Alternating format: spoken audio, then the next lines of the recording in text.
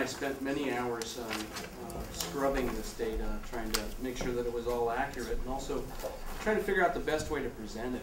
And so we eventually decided that the majority of the slides would just go in an appendix, and you had questions about those we could deal with, but to just go ahead and hit the high points and frame it within the context of some of the methodological issues that we have with the data, along with some of the things that it clearly shows us.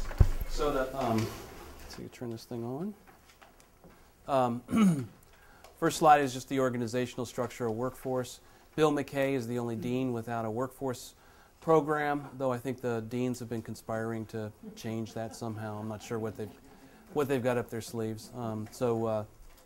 As you can see, and Gary has only one program, engineering technology. Kurt, pardon? He's hiding behind. Yeah, he's hiding behind the screen. You can come out now. I have to wake up. The fish are biting.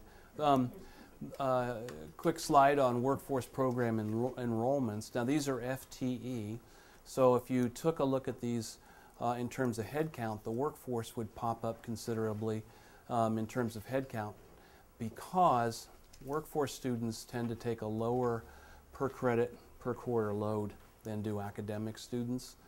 To look at it here, though, you can see where this table is showing you that there's a largely an average, or a comparable increase over a 5-year period in academic and workforce. Developmental has grown, as we know. Developmental is growing. Basic skills, large growth there. But we manage basic skills, so those numbers are always a little, the result of how we wax and wane ESL and those kinds of enrollments. So over here, though, is the beginning of the conversation about coding issues that we're going to have. You see that academic accounts for half of the total FTE at the college, workforce just under a quarter, and basic skills a little over 15%, with developmental is a 10% kind of number. The developmental are going to be the English 98-99, which is a remedial composition class to qualify for college, and the 90 series of mathematics that gets the student qualified. Basic skills is going to be ABE, GED, ESL, those programs. So these numbers, again, they're just hard to capture, and I'll run through the methodological slides next. But the workforce is probably higher than we account for with these numbers. These are based on intent codes. So the student fills out an application when they come to CBC, and the intent says, what do you intend to do here?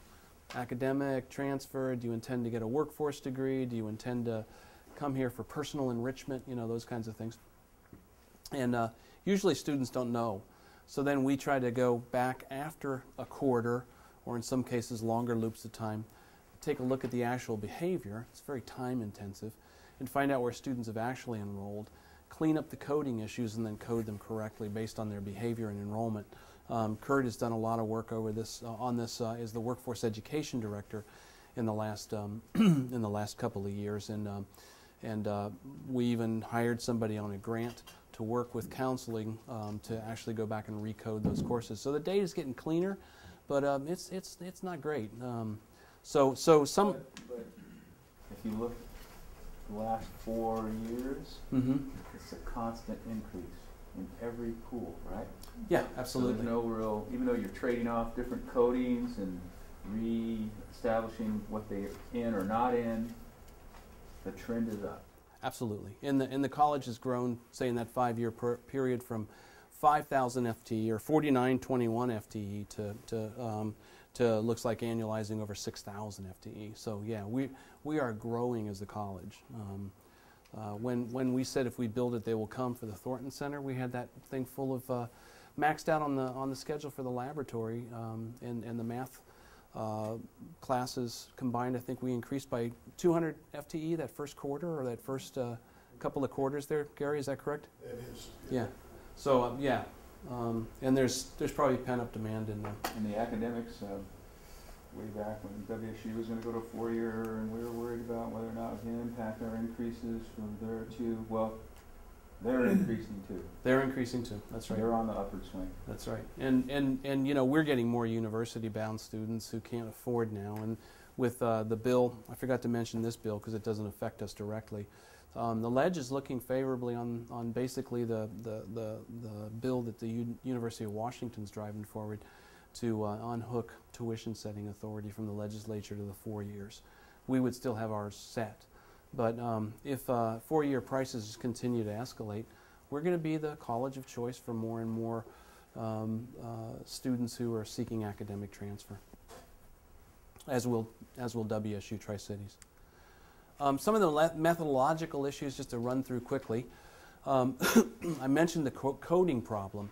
So, you know, it used to be done, they were done at program completion or at graduation, and you couldn't keep track of who was actually in a program or not. And this had all kinds of implications, you know, getting cruddy data to make all kinds of inferences, but it also had dollar implications because we get Perkins dollars and are able to fund different things in workforce programs based on the number of students we have there, all these different kinds of things. But basically it's been difficult to track and graduation rates are really, really difficult to calculate. So coding has improved, like I said, over the last couple of years, including that quarterly checking process. So some students don't know they have to apply for certificates and degrees, and so they don't, leaving them out of completion counts. Now this, I have to make a public confession here, and I'm always embarrassed when I have to admit this. I was a first-generation student. I went to the University of Cincinnati. I finished all the credits I needed to complete the degree, a Bachelor of Arts in English Literature, and I waited for it to come in the mail. I finished, so I figured that was it, right? Just a typical kind of student that we have. I mean, not atypical. When they finish, they expect it to get in the mail. They don't know that they have to apply for the graduation or completion of the certificate, so it really kind of skews our numbers. It's hard to accurately separate workforce students from transfer students because they switch back and forth, and they can take those classes simultaneously. In fact, workforce students have to take a certain number of general education classes from the transfer area. Students entering cohort programs are the easiest ones to track. We know where they are, we know what they're taking, that kind of thing. And state data on employment rates, level of job demand, 10-year job projections, etc., may not be precise for our region. You know, these things are done on statewide levels or they're done on national levels, and then we have to, Joe and Ty have to figure out how that applies or doesn't apply.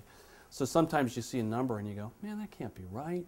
But you're looking at Department of Labor info, and it's just hard to localize some of this stuff and really get a sense of what we're looking at.